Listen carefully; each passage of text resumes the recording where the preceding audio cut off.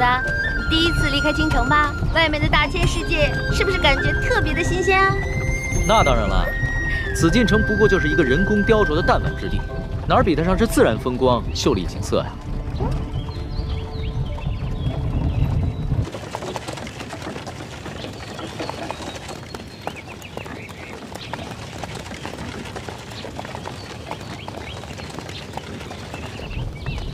哎，这是什么呀？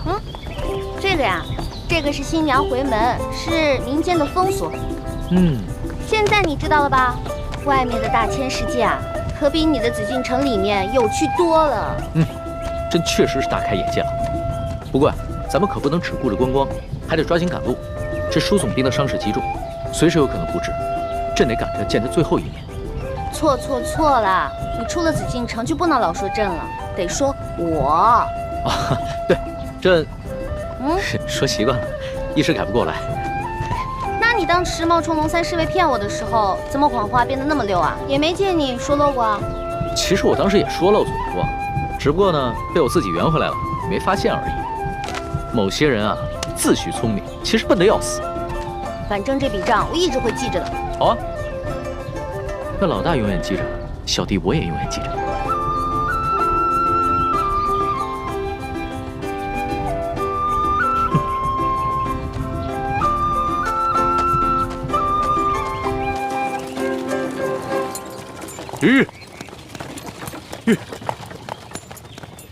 前方路已坍塌，可能需要另辟路径。原来是这样啊！那好，你们2个人分头探查。这。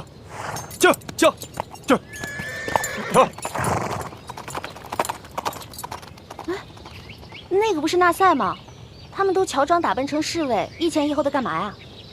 索图啊，精选了30个大内高手在暗中保护我，我不许他们靠得太近，以免引人注意暴露身份。所以啊，就把他们分成了3组，一组在前探路，一组殿后。果然安排的妥当啊。索图以前只是被鳌拜打压得太狠了，所以不得不韬光养晦。其实啊，他还是挺有能力，对朕很忠心的。主子，前行30里非常安全，并无异常。只是前方有一座石桥，数月前被山洪给冲塌了，所以现在我们要绕行100里外的另一座石桥。绕行100里？是啊。既然这石桥是数月前就坍塌了，为何一直没有修复？这个，看这地界，应该还没有出顺天府的管辖区吧？这顺天府尹是干什么吃的？可能他们现在缺乏经费吧？缺乏经费？前阵子就有不少大臣上折子弹劾，说这个顺天府尹甘国泰上个月借着给他老娘过70大寿，光是纯金打造的观音大士像就收了10几尊。现在轮到为百姓铺路修桥，他就没钱了。他少修一座桥不打紧，可所有的行人就必须绕行100里，百姓们的不便，在他眼里就这么微不足道吗？是啊，主子。主子息怒。主子啊，别生气了。这出宫一路上啊，肯定会碰到很多宫里见不到的奇奇怪怪的事情。你要是每件都生气，得生气到什么时候去啊？不如这样吧，你看啊，我把这条路上的每一件事都记录在册，等回京以后慢慢的处置，怎么样？是吧，索大人？是啊，世淑姑娘说的是啊，主子。也只能如此了。快！哇！猪哥哥！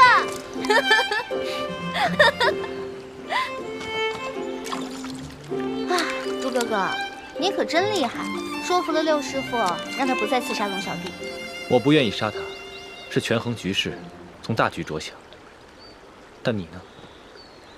你不愿意杀他，只怕无关大局，是出于私心吧？哪儿来的什么私心啊？不是私心，那就是私情了。环妹，你对男女之事十分懵懂，我担心你跟他相处久了，你对他的感情，连你自己都没有察觉。猪哥哥，你说什么呢？我对他的感觉，他就是皇上啊！我只是不想失去一个全天下最有权势的小弟罢了，跟你想的完全不是一回事儿。真的吗？当然是真的了，亏咱俩还从小一起长大呢，这么点默契都没有啊？好吧，那我暂且相信你吧。嗯。不过如果有一天让我发现你骗了我，我就改变主意，亲手杀了他。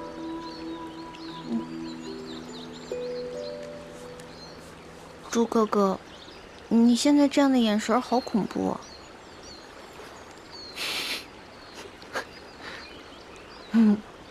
有人来了。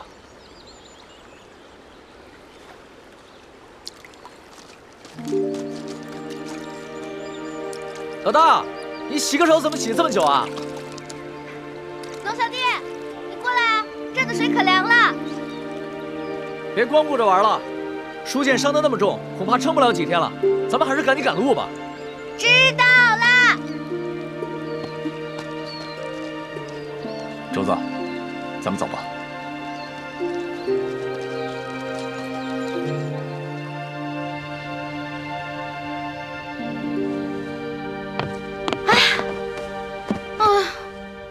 累死我了！之前在宫里处处小心，步步为营，都不敢喝我的野山葡萄酒。嘿，酒，来吧。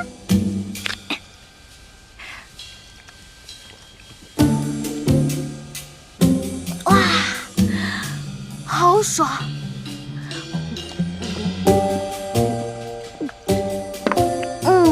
哇，好喝！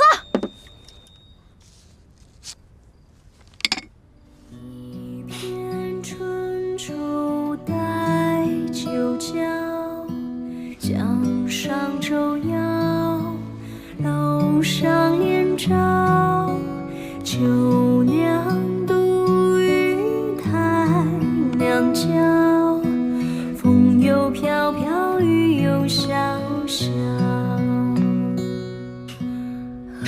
这个丫头一出宫兴致就这么好。可抛，影自声调，心自相烧。欢妹，欢妹，一把人抛，红了樱桃，绿了芭蕉。红了樱桃，绿了芭蕉。欢妹，欢妹，开门啊，欢妹！热死我了！哇，好热呀！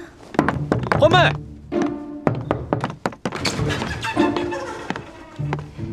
欢妹，怎么了？你准是喝醉了。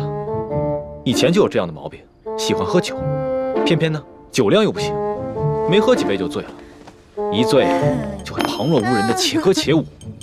肯定啊，是在宫里面憋坏了，这出宫啊就跟撒了欢的马似的。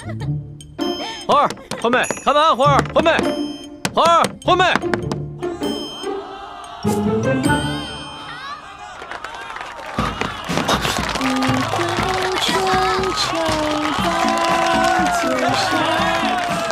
江上舟摇，桥上柳州，好，漂亮，好！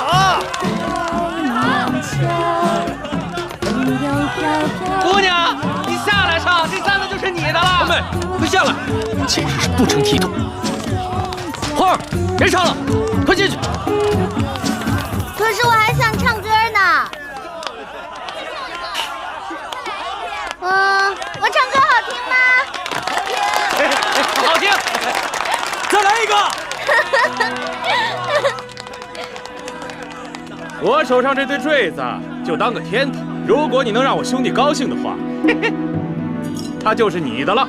好，继续唱给你们。好。哎，对了，如果这个耳坠您不喜欢，簪子也不喜欢，这儿还有金镯子哟。下来，姑娘，下来，这个就给你。快把梯子搬过来，快！下来呀！别唱了，快进去，进去。都喜欢听我唱歌，对吧？对。再来一个。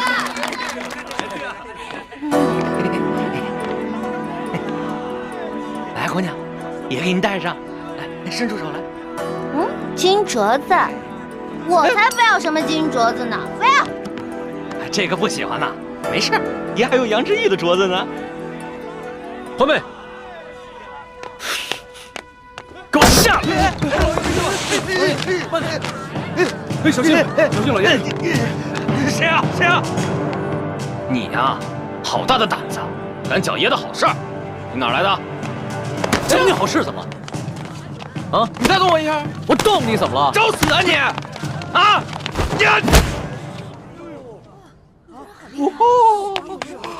主子，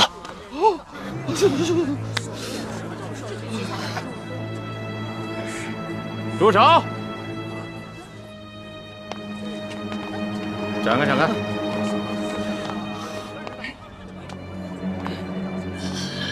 怎么回事啊，老杨？这还是个高手呢。吃瘪了吧？啊？咱们是来办正事儿的，没必要节外生枝，争风吃醋。你看，走吧。啊，此言差矣，兄弟。现在不是争风吃醋的事儿了，是我面子的事儿。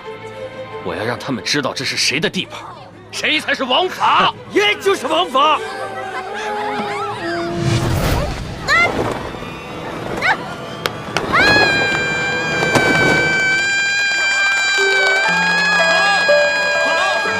别叫！酒醒了之后，看着，看我怎么罚你。哎呦，公子，公子，多有得罪了。我不知道这姑娘是您的丫头，要不您把她让给我，我给您1000两银子。我出2000两，我出3000两，滚！猪哥哥，猪哥哥，哎，我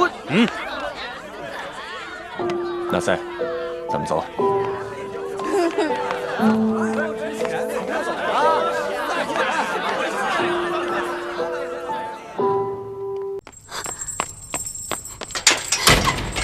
一环答应过我，无论如何会在康熙面前保我一命。你们倘若出尔反尔，想要取我的性命，那么我也不会为你们保守秘密了。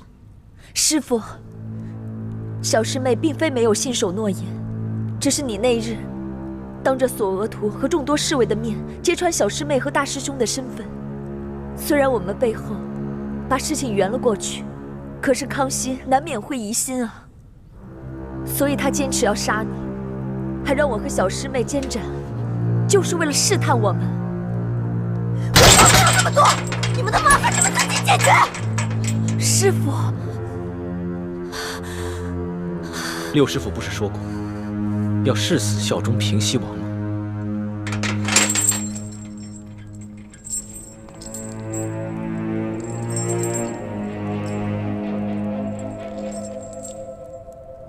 王爷对你们还抱有幻想，可是我在明珠谷潜伏这么多年，我太了解你爹和那些秦明余孽，他们对王爷的仇恨不比对亲情少，所以他们不可能真心跟王爷结盟。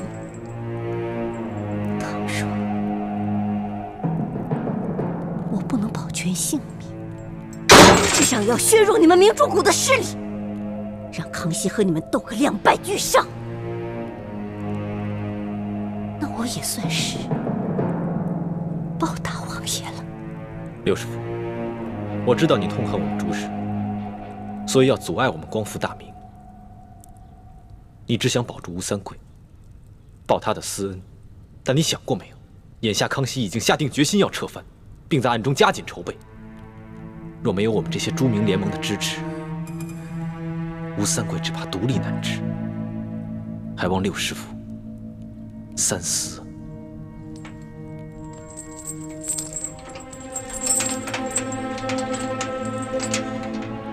你们不用妄想用这些花言巧语骗我牺牲自己来保全你们，我根本就不会上当。也不要妄想杀人灭口，我倘若死在这个牢中，你们的身份同样会暴露。师父，师父，我们没有想过要杀人灭口。虽然你对我只是利用，还害死了我的弟弟，可我对你就是恨不起来。毕竟咱们在一起生活了那么多年啊，师父。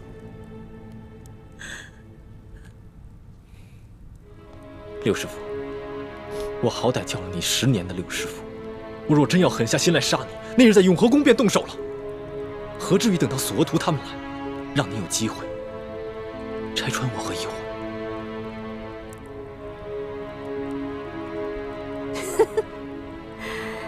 那你们也只能去找你们的几位师傅去商量。倘若不能让康熙饶我一命，那你们只能去劫法场了。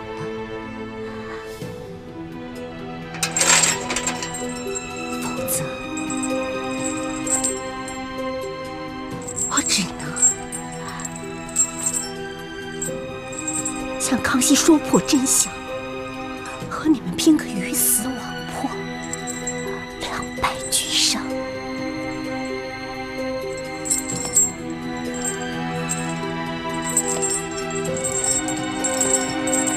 师父，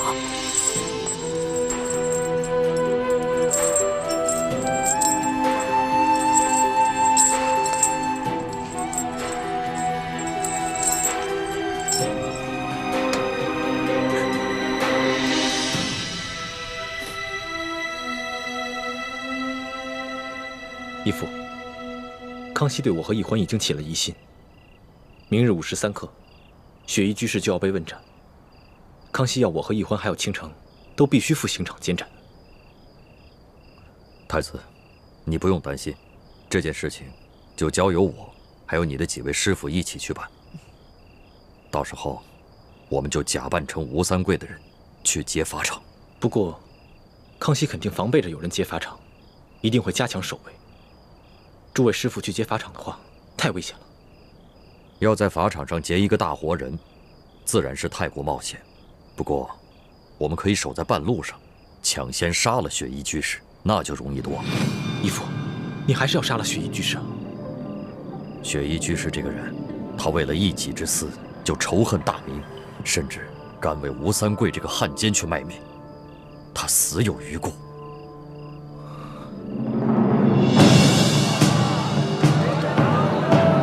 让开，让开啊！别看了，别看了！都让开，别看了啊！别看了，别看了！听说这死囚是平西王的死对头，别看了，别看了！在宫中当嬷嬷，心想刺杀皇上，嫁祸给平西王，死罪啊！还好皇上福大命大，躲过了一劫。听说皇上今天要亲自监斩呢。居然用了这种特制的铁笼子，难道他们怕我们中途行刺？咱们根本下不了手，怎么办？只能在法场上动手了。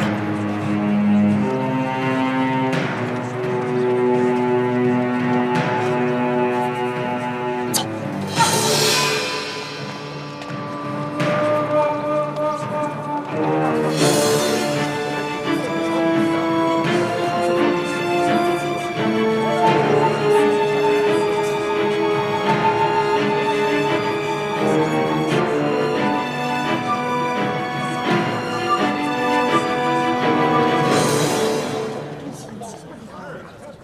二公子，皇上，待处决了雪衣居士之后，这平西王就可以高枕无忧了。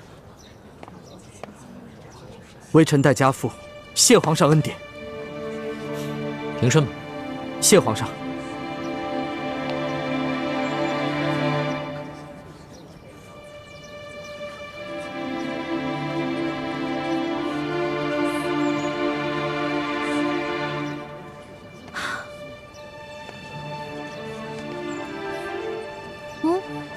怎么了？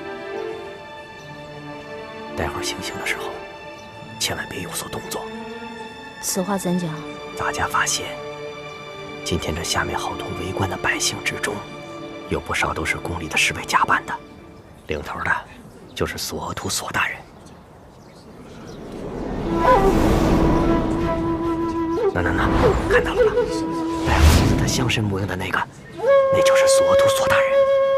啊！不好，看来皇上坚持要杀雪衣居士，正是为了引蛇出洞。我该怎么通知师傅他们呢？你要去哪儿啊？我想去刑场旁边去看热闹。胡闹！万一人群中有刺客怎么办？那岂不危险了？回来，在朕的身边待着。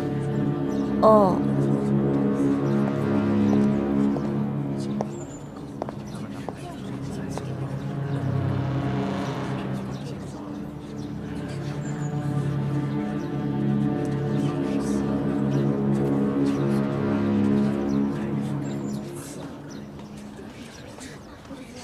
皇上，时辰已到，行刑。这，时辰到，行刑。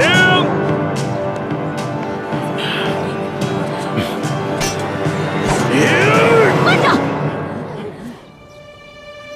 我还有话要说。来人，把他押上来。这。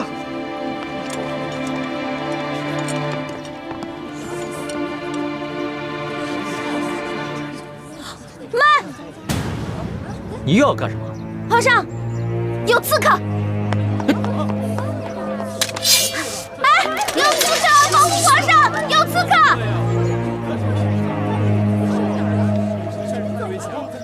大师傅，一欢可以应对，我们不要暴露了身份。哎，住手住手！干嘛呢你们啊？我都不认识了，把他收起。哟，索大人啊，怎么是您呢？石树姑娘，皇上是怕这法场里面有刺客，叫我们悄悄的埋伏着。你说你这么一闹，你看我们都变成刺客了。哎呀，不好意思，来，怀念你，都是自己人。把刀收好。没事了，没事了，注意警戒啊！没事了啊，没事了。石树姑娘，哎呦，大人啊，您这胡子没粘好啊！哎呦，啊！哎，我这么一闹，爹和师傅们应该趁机下手才是啊，怎么不仅不动手，反而撤了？石树姑娘，你看我这……啊，胡子给您摘掉了哈。石树姑娘，你这倒是瞧什么呢？没有啊，我再看看还有没有什么可疑的人。可疑的人？对。学医居士，你有何话要说？草民要举报潜伏在皇上身边的奸细。好，若你能戴罪立功，朕饶你不死。这两个奸细，一个是深受皇上宠爱的笔墨师叔李易欢，另一个则是他的哥哥李建清、李太医，他们都来自明珠谷，而这个明珠谷乃是前明余孽联盟的基地之一。那你又有何证据说明他兄妹二人来自明珠谷？当然有证据。鳌拜敖大人说过，他在明珠谷埋伏有眼线，而这个眼线已经回报说过，这个李氏兄妹就是明珠谷的人。你怎么知道鳌拜说过此话？草民和皇后宫中的几个嬷嬷、宫女们关系甚好，是听他们私下里说的。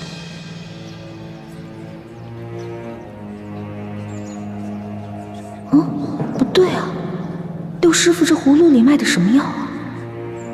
原来这就是你的证据。那究竟是谁指使你行刺朕？无人指使。草民只是痛恨吴三桂引狼入室，所以才想刺杀皇上，嫁祸于吴三桂，好引发朝廷与吴三桂之间的内战。但是草民现在终于明白了，大清建国有30余载，老百姓好不容易过上安生日子，如果再有战乱，那岂不是有无数无辜的百姓死伤？草民后悔了，草民不想死，草民要揭发这两个明珠谷的奸细，来为自己谋条生路。来人，行刑取消，将他押回天牢。你俩把他带下去。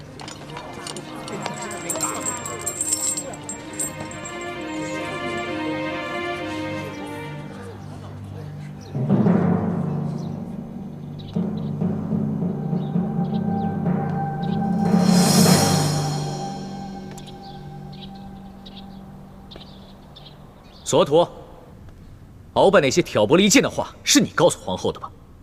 原来李氏兄妹是奸细的谣言就是这么传出来的，还真是3人成狮虎，连朕都险些当真了。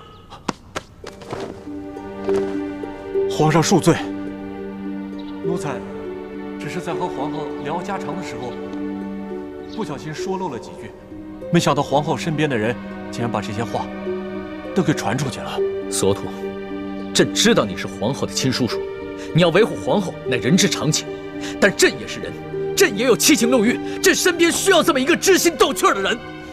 奕欢是汉女，自幼定了亲，她早晚都要出宫嫁人的，她也威胁不到皇后的地位，你明白吗？皇上，奴才真的是冤枉。奴才这些所为，并非是为了维护皇后啊。奴才所做的一切，都是因为担心皇上和大清的安危啊。不过奴才现在知道错了，是奴才多虑了。奴才以后再也不会如此了，请皇上恕罪。行了，起来吧。这。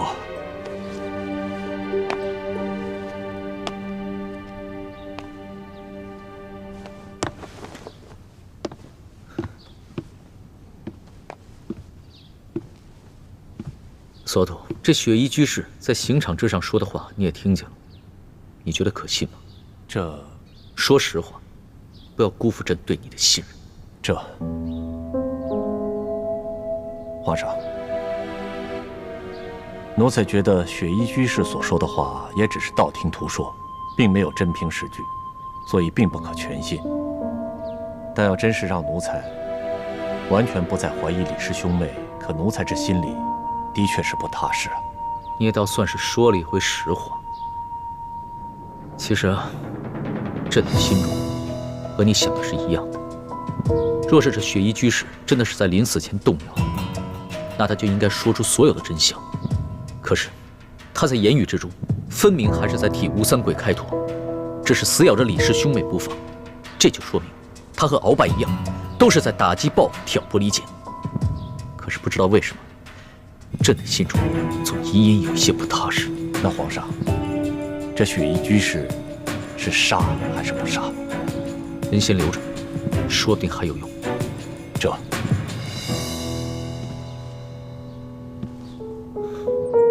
你现在总应该能告诉我是怎么回事了吧？六师傅之所以转变态度，是因为吴应奇。吴应奇？樊师妹把六师傅要在临行前出卖我们的消息告诉了吴应奇。吴应奇赶在行刑前夜，命石青红潜入天牢，见了六师傅。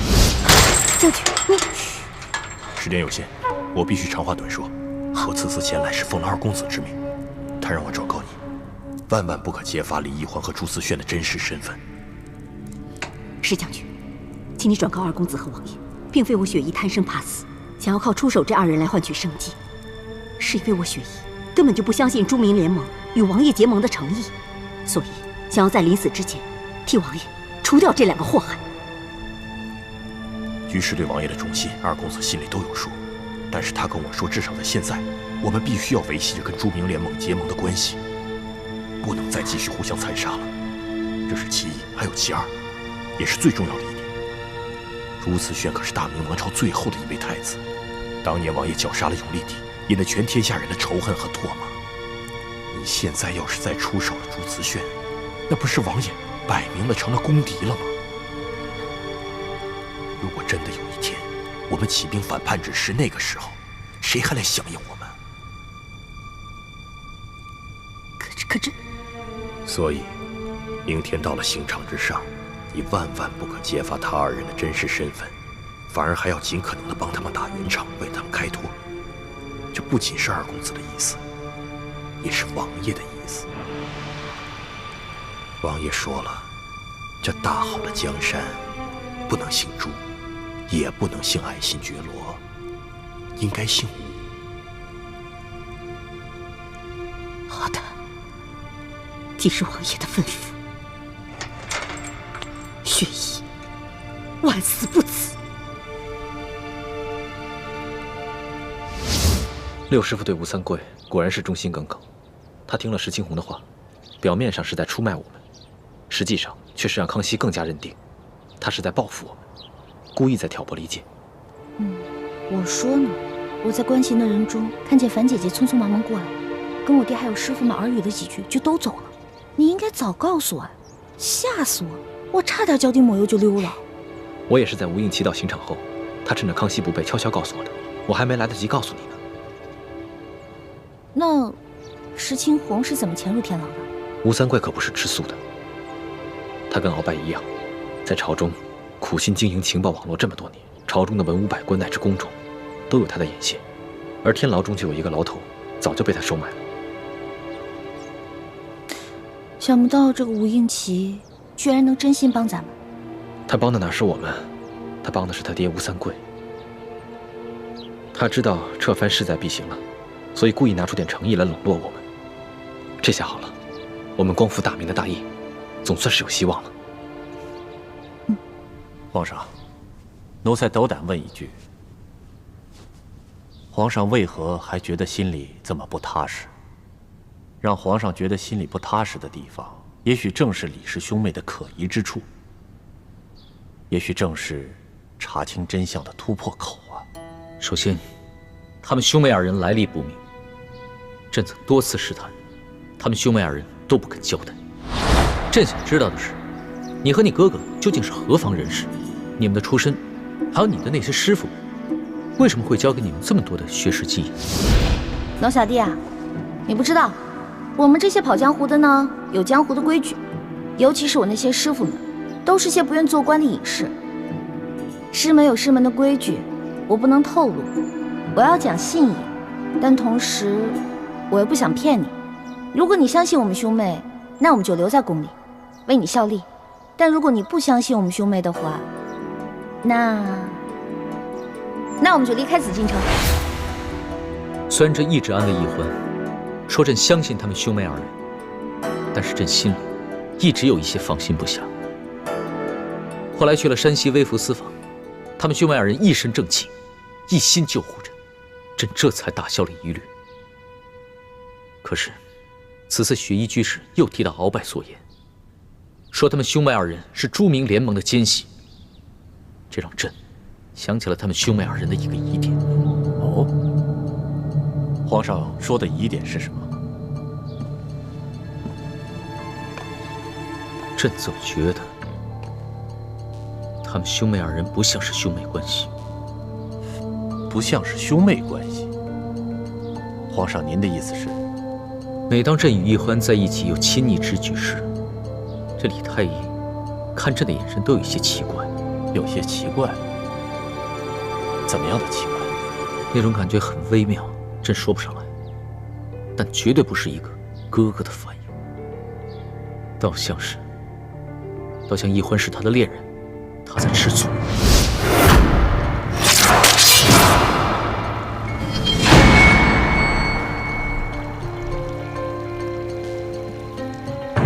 当时他很是气急败坏，似乎还想对朕出手，连剑都拔出来了。虽然后来奕欢解释说，那是因为他的未婚夫和他哥哥是好朋友，他的哥哥又重视门风，担心他做出有违妇道之事。可朕还是觉得很奇怪，会不会这李太医就是世淑姑娘的未婚夫呢？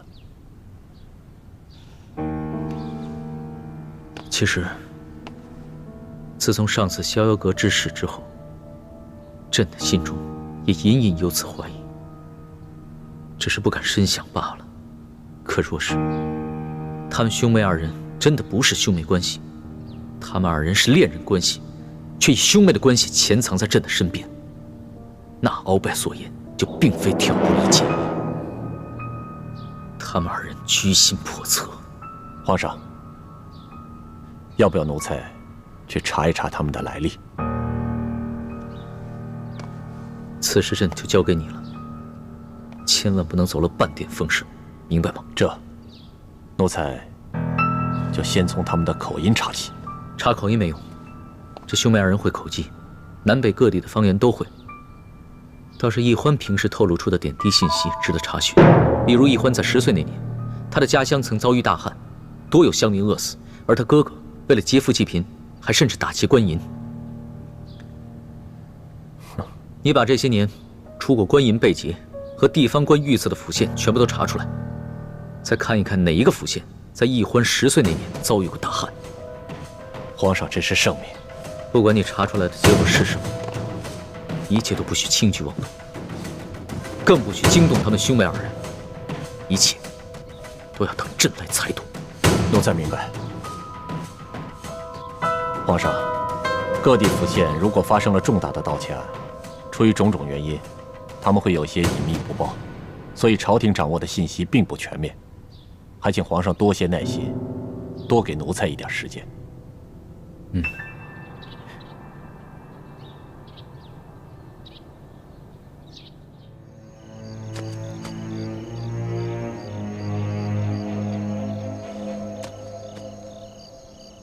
建清，你跟我说句实话，你跟奕欢到底是不是真的亲兄妹啊？自然是真的兄妹。叔父怎么问起这个来了？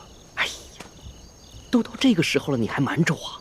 其实你们平时在一起的时候，我就隐隐约约觉得你们的关系有点奇怪，我就没往深了想。今天听皇上跟索额图所言，他们也怀疑你们不是真的兄妹，我这才起了疑心。康熙和索额图怀疑我跟奕欢不是真的兄妹？不错，建清，到了这个时候，你还不跟我说句实话呀？不错，我跟奕欢的确不是亲生兄妹，我只是义父的养子，奕欢才是义父的亲生女儿。义父从小就为我和奕欢定了亲，我们是未婚的夫妇。啊？你们，嗨！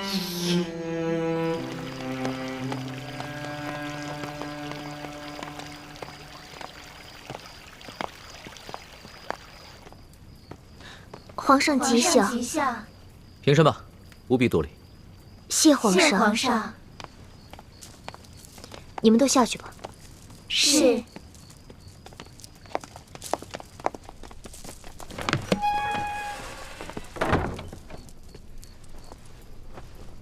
妾身要向皇上请罪，妾身不该把三叔透露给妾身的消息口无遮拦，说之与下人知道。妾身没能约束好下人，致使下人以讹传讹，误伤了皇上的心爱之人。妾身向皇上请罪。罢了，朕知道你也是为了朕好，关心则乱了，但是下不为例。你的坤宁宫应该是6宫的表率，朕不希望它成为后宫谣言的起源。妾身知错，绝不再犯。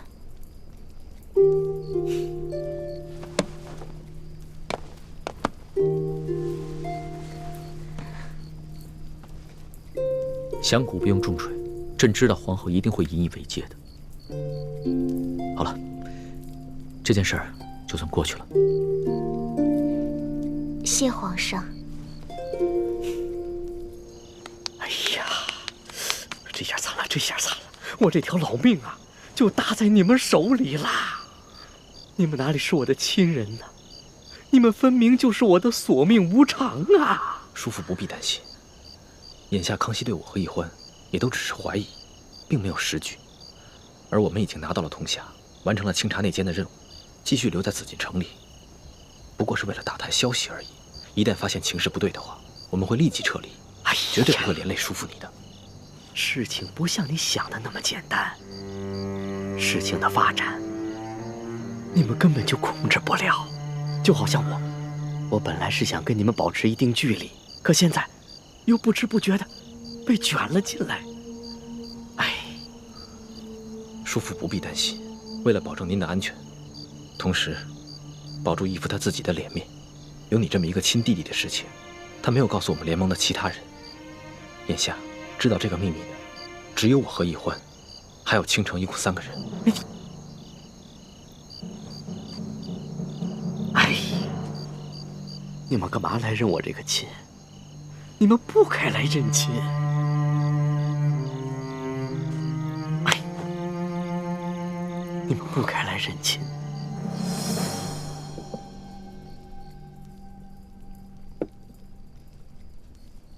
皇上看起来似乎很疲倦。朕这几日都未曾睡好。有时候明明觉得很疲惫，却是偏偏无法入睡。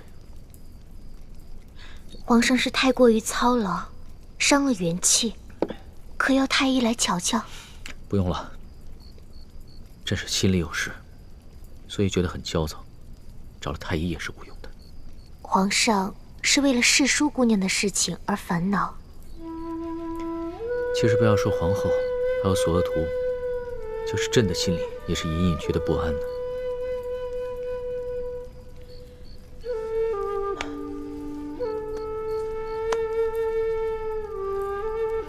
皇后，朕自亲政以来，一直忙于国事，无法陪你。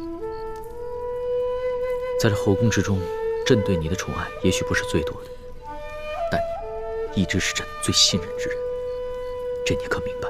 妾身明白，妾身对皇上的信任很是感激。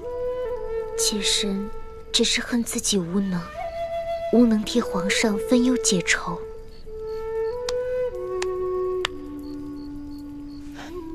朕已经派了索额图去调查李氏兄妹的关系了。只要一天不确认他们二人到底是不是亲兄妹的关系，朕这心里就一天不得踏实。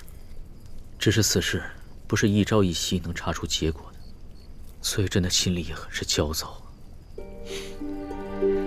原来皇上是为了这个而烦恼，想要测试李太医跟李易欢是不是亲兄妹。妾身倒有一计，可以立竿见影。说来听听。不知道皇上是否愿意为李太医做一次媒人？好计啊！皇后，还是你有办法。皇上，让妾身为您更衣吧。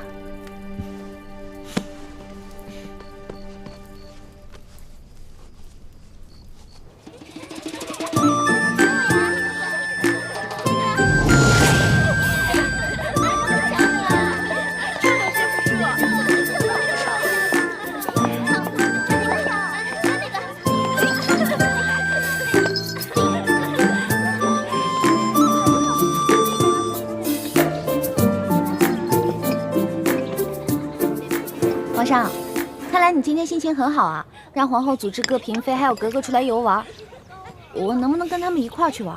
那不行，你得待在朕的身边。为什么呀？奴婢只不过是个笔墨侍书，现在又不是在御书房里办公，为什么我就不能出去玩啊？待会儿有好戏瞧的，你先稍安勿躁。这个亭子里的帘子啊，全都是里边看得到外面，外边看不到里边的。哎，好戏来了！真的有好戏看啊！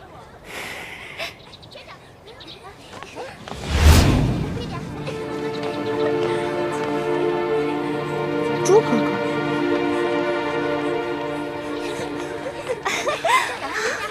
哎，这是谁啊？长得这么俊，这人我也没见过，不是皇宫的人。不过能进御花园的人，定是皇上赏识的人。快来快来！看他背着药箱，肯定是太医呀！太医不都是些7老80的老头子吗？什么时候来了个这么年轻的？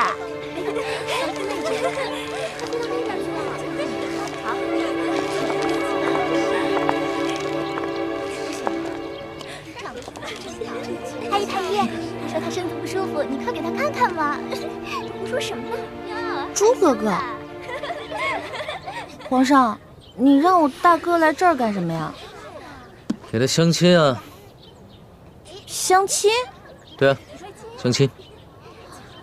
你哥哥人这么好，朕要那么赏识他，但是他身边连一个暖床的人都没有，所以啊，朕就将这宫中的格格、郡主们全都请了过来，想给他当一回月下老人。皇上，那您这不是乱点鸳鸯谱了吗？怎么？难道你哥哥跟你一样，也是从小就定了亲？朕怎么没有听他提起过呀？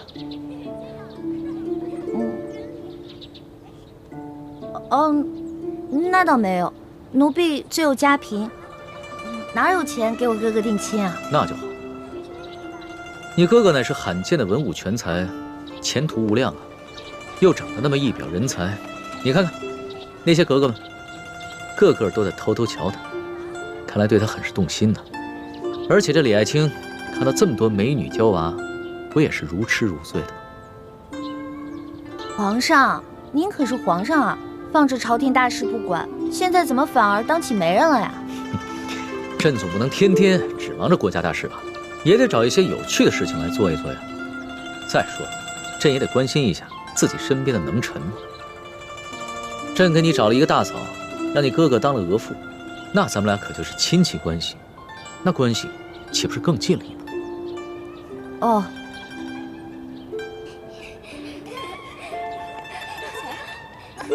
哦，这李爱卿还真是有眼光啊！这个秦格格乃是正白旗第1大美女。朱哥哥这是怎么了？他平时不是这样的急色之人。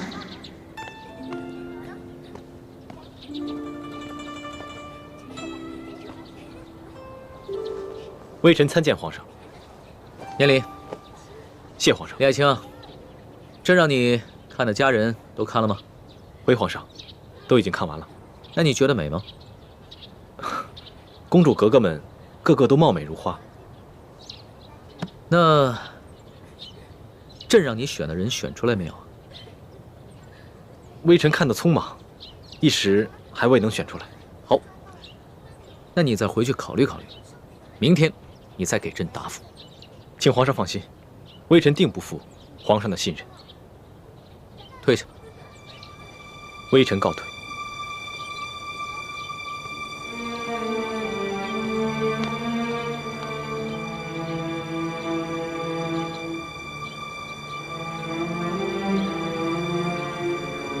怎么？不高兴我给你哥哥做月老？当然没有了，奴婢只是在想，哥哥哪来的艳福啊？居然可以在皇宫里给我找嫂子，奴婢要多谢皇上隆恩啦。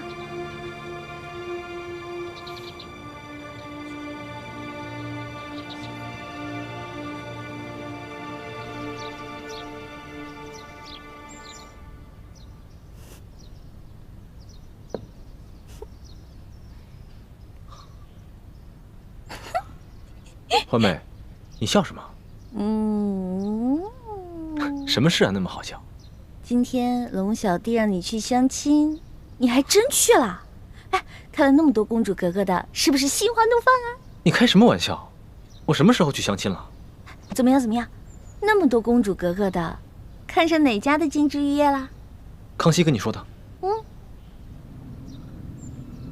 今年康熙宣我去御花园，说有一个王妃，不知道自己得了一种传染病，现在一病不起。他担心跟他接触过的公主格格们也被传染，所以让我进行观察，一旦发现马上隔离。但我找了许久，都没有发现什么。那为什么康熙要骗我，说你是去相亲啊？糟了，叔父提醒过我，康熙对你我仍有疑心，甚至怀疑你我的关系。但我没有想到，他居然会以这样一种方式来试探你我。你有没有露出什么破绽？我应该没有。还好我中途的时候看了一眼叔父的眼神，他给我递了个眼色，我当时就在想，这是不是康熙在试探我？所以我就装作若无其事的样子。我觉得他没有看出什么破绽吧。都怪我，估计以前我看到你跟康熙亲热，没有控制好自己的情绪，估计被他瞧出了破绽。以后我们要加倍小心。现在铜匣已经找到了，内奸也铲除了，我特别想带你离开。不过义父说了，我们还要继续留在康熙身边，刺探军情，协助吴三桂起兵。但是说好了，这次可是你让我跟康熙假意亲近的，到时候你别再说我了。你自己说的，你对康熙已经死心了，我能不相信你吗？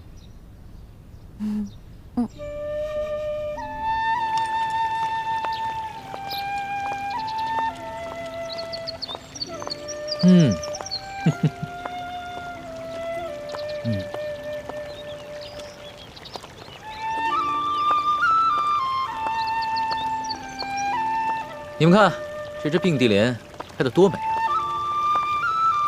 是啊，皇上，花开并蒂，寓意着阴阳和谐，这是吉祥之兆。李太医啊，咱们大清的姑娘，个个性格外向开朗，不那般拘谨。昨日啊，在御花园一见之后，这齐格格、秦格格还有兰公主，都觉得你一表人才，对朕那是争相表露心迹。李太医，你说你看上了哪一个？只要你看上了，朕都将她指配给你。多谢皇上，只是臣乃庶民，又出身卑微，实在是配不上皇家的金枝玉叶。李太医这话说的言不由衷了吧？还是你觉得我们皇家的公主格格都配不上你李太医啊？皇上误会了，不是臣的眼光高，而是臣从小便定下了婚约。是吗？李欢，你昨日跟朕说，你自幼家贫，哥哥没有定下婚约。现在你哥哥又说他有婚约在身，这到底是怎么回事？皇上，臣和奕欢说的都是实情，只是奕欢顾及臣的颜面，没有将事情完全说出来。那你现在到底有没有婚约在身呢？臣自小确实定了婚约，臣和臣的未婚妻可以说是青梅竹马，两小无猜。只是后来臣醉心于医术，离乡求学，于是事情便发生了变故。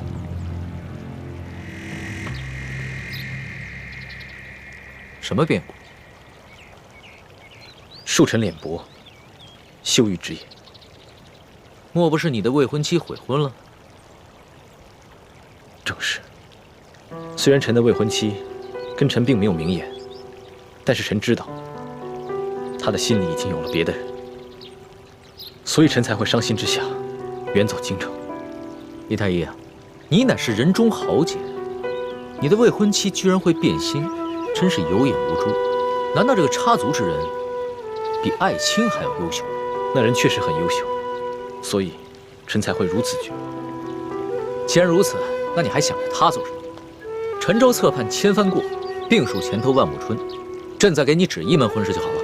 曾经沧海难为水，除却巫山不是雨。虽然臣的未婚妻已经变了心，但是她在家里却并没有毁约。而那个趁虚而入的男子家里早已是妻妾成群，所以臣还在等臣的未婚妻回心转意。没想到李太医还是个用情至深之人。皇上，奕欢以为臣已经将未婚妻忘却，所以才会说臣未有婚约，但他有所不知，臣已将未婚妻刻在心里，今生非她不娶。奕欢，你为什么不早告诉朕，害得朕还替你哥哥的婚事担心？奴婢刚开始跟皇上想的一样嘛。奴婢想，既然那个女子已经变了心，那哥哥就应该另觅良缘。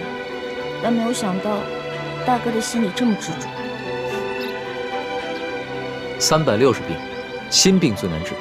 李太医啊，纵然你这医术精湛，但你自己得了心病，你也是莫之奈何呀。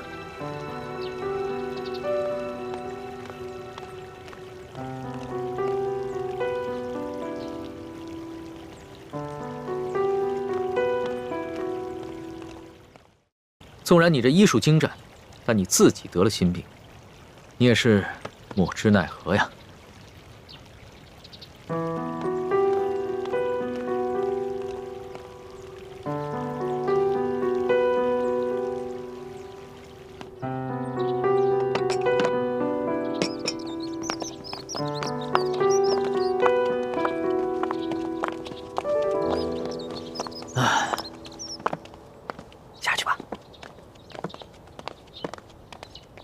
皇上，如果没有别的吩咐，那微臣先告退了。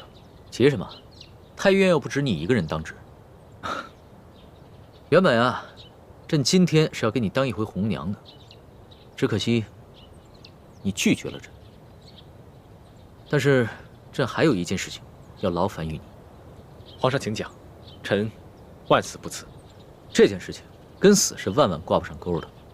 朕就是想让你帮你妹妹退婚，给朕当一回红娘。皇上，有关此事，欢妹和皇上可是有言在先的。我们虽然是寻常百姓人家，但是最重信诺，这婚约退不得。更何况此事一旦传出去，世人必定会说，皇上强抢人妻，有损皇上圣誉。臣实在不敢。朕知道奕欢有婚约在身，但是这个未婚夫到底是谁？为什么这么多年对奕欢不管不问？如果真的有这个人的话，那未免也太不把奕欢放在心上了。皇上，这婚事是奴婢的私事儿，您问的这么详细，是不是有些不妥呀？欢儿，你就别再否认了。你与朕明明情投意合，就像你给朕绣的这个荷包，已经说明了一切。这个是奕欢第一次做你的宫女，手指被戳破了无数次才绣成的。这一面绣着两只鸳鸯，一面绣着他与朕的小像。朕乃是天子，也知守礼法，不会强抢民妻。奕欢若是不喜欢朕，那也就算了。可是既然奕欢喜欢朕，又不愿意嫁给他的未婚夫，那就另当别论了。欢妹，如果你真的是怡情皇上的话，那为兄就……朱哥哥，我对皇上是有一份情谊在的，但是我不可能一辈子留在紫禁城，也不可能一直留在皇上身边。为什么？但是你在山西的时候，你明明……山西之行确实改变了我对皇上的成见。可当我再次回宫以后，我再度看清，这里不会是我永久的归宿。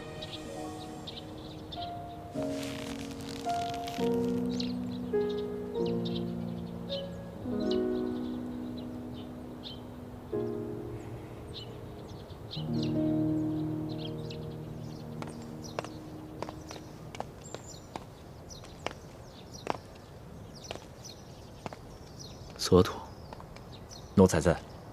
你觉得李氏兄妹二人所言属实吗？回皇上的话，奴才觉得这二人回答的得体，并无明显的破绽。只是奴才这心里跟皇上一样，总觉得他们俩不像是纯粹的兄妹关系。这李太医有婚约在身，应该不假。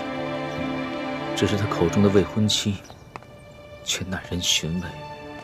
莫非这未婚妻指的是世淑姑娘，而这强行介入者，指的是皇上您？哎呀，这无凭无据的，奴才可是忘意了。你必须尽快按照朕上次说的方法，查实了兄妹二人的真实身份。这。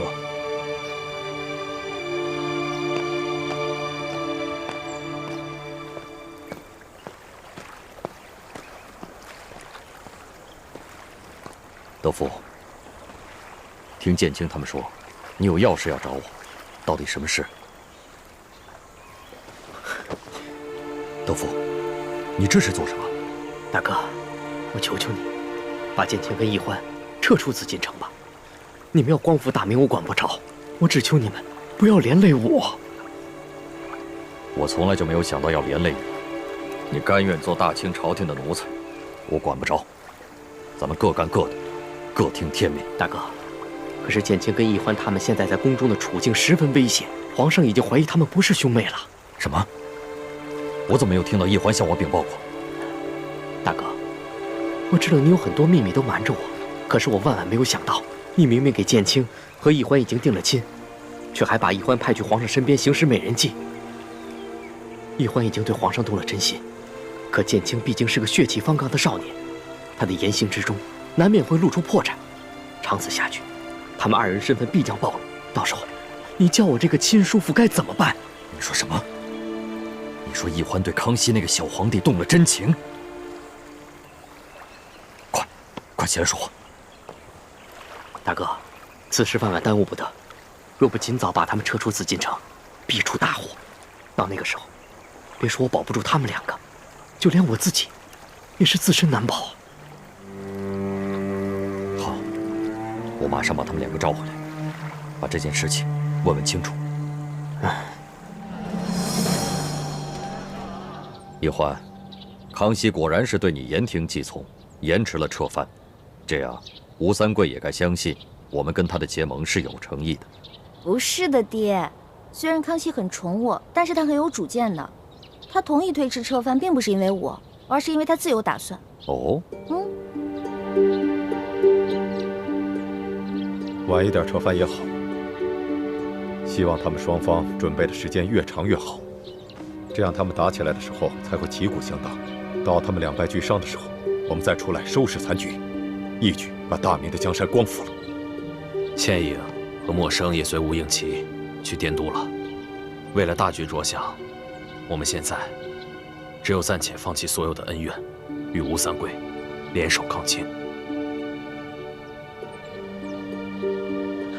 晋王还有事要跟太子和奕欢他们谈，我们暂且回避吧。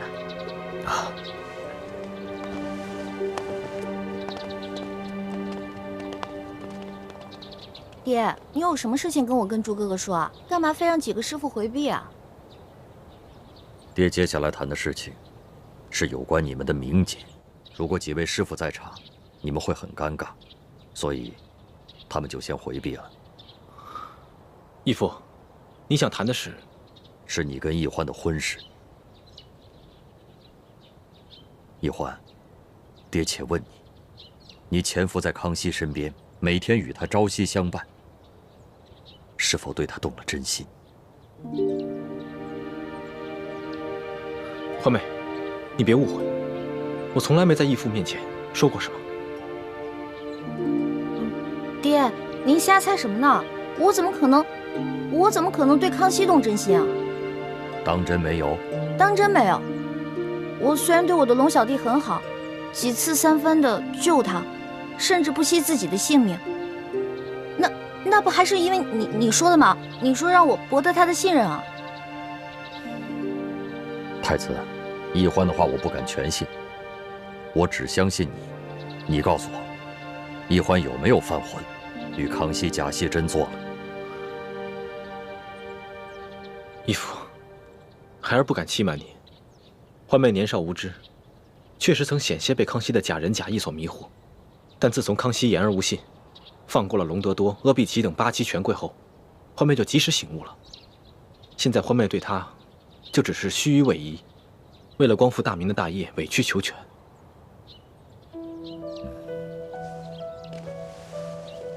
太子能这么说，那我就放心了。奕欢，我要警告你，你平时任性妄为倒也罢了，但万万不可在大是大非面前犯浑。康熙这个大清小皇帝，不但是你我不共戴天的仇人，更是全天下百姓不共戴天的仇人。倘若你真的对他动了真心，不但是背叛了我们光复大明的大业，更会被天下人所唾弃。爹，皇儿知道，皇儿不敢。欢儿，你身份特殊，你是我大明，你是我李定国的女儿，更是未来的太子妃。你若真的犯下不可挽回的错误，那爹只有先杀了你，然后再自杀以谢天下。义父放心，有我照顾欢妹，她一定不会犯错的。等到时机成熟，我会亲手杀了康熙，永绝后患。大哥，你千万不要相信奕欢的话。他在皇上身边已经大半年，我已经把这3个人的关系看得清清楚楚。奕欢对建清只有兄妹之情，对皇上才是男女之爱呀。不可能，我相信我的女儿，她不会真的爱上康熙那个小皇帝。